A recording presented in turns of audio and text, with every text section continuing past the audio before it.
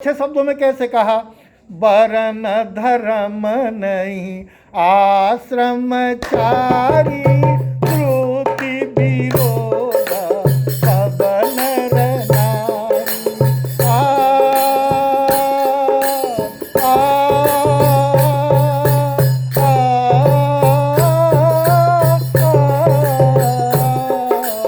वरन धर्म नहीं आश्रमचारी, श्रुति विरोध सब नर नारी।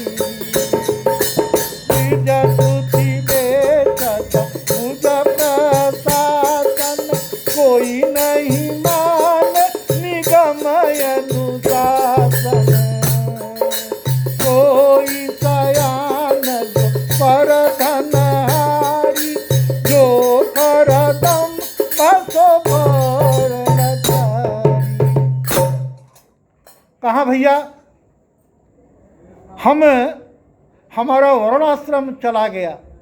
वर्णाश्रम एक दूसरे को जोड़ता था, हम संयुक्त थे, हम एक दूसरे की जीविका को कभी भी छीन नहीं सकते थे। आज वर्णाश्रम के नाम पे राजनीति हो रही है।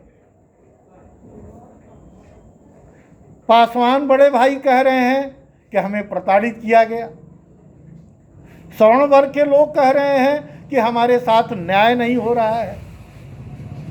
ऐसा क्यों?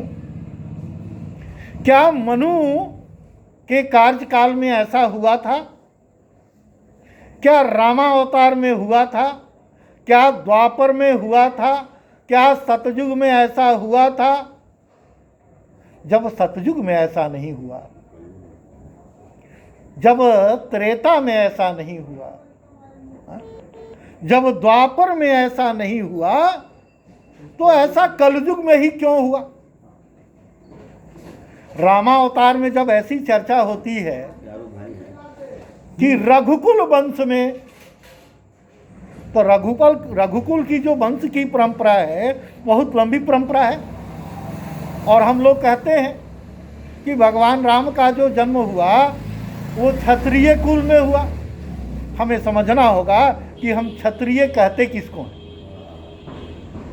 हम कहते हैं कि द्वापर में भगवान श्री कृष्ण का जन्म जदु वंश में हुआ, ये कहते हैं ना कि यादवों के वंश में हुआ।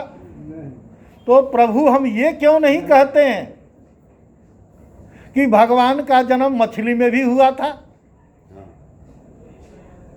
भगवान का अवतार आधा नर आधा जानवर में भी हुआ था, नृसिंह अवतार।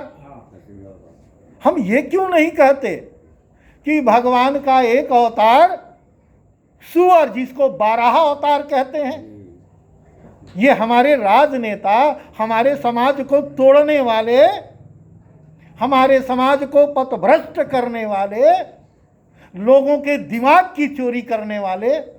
कभी जमाना था कि सोने और चांदी की चोरी होती थी, गहने की चोरी होती थी, लेकिन मेरे मित्रों आज जो चोरी हो रही है वो दिमाग की चोरी हो रही है।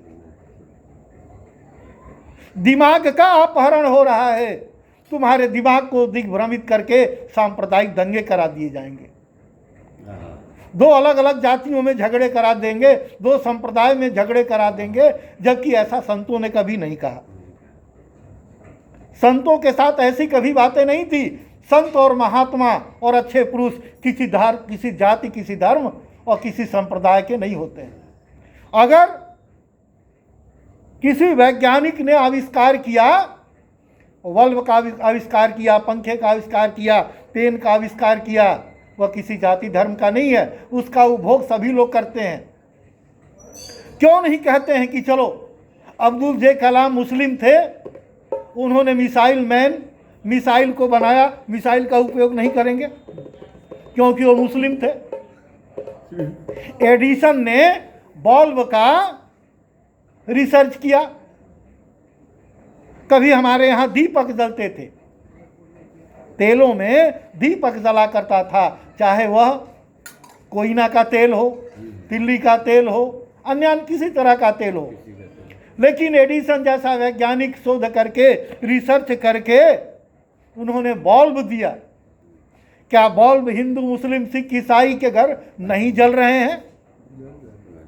जो ईंटें बन रही हैं, क्या ईंट किसी एक धर्म के लोग बनाते हैं या उन्हीं धर्म के घरों में जाता है?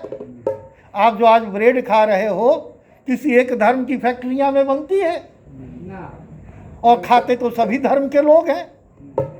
भिन्न भिन्न फैक्ट्रियों में आप सब्जी बाजार जाते हो, दुकान में जाते हो, चाहे किसी की दुकान हो, लाते हो और उसका उपयोग करते हो। इसको हम कहते हैं संस्कार, इसको कहते हैं समाज।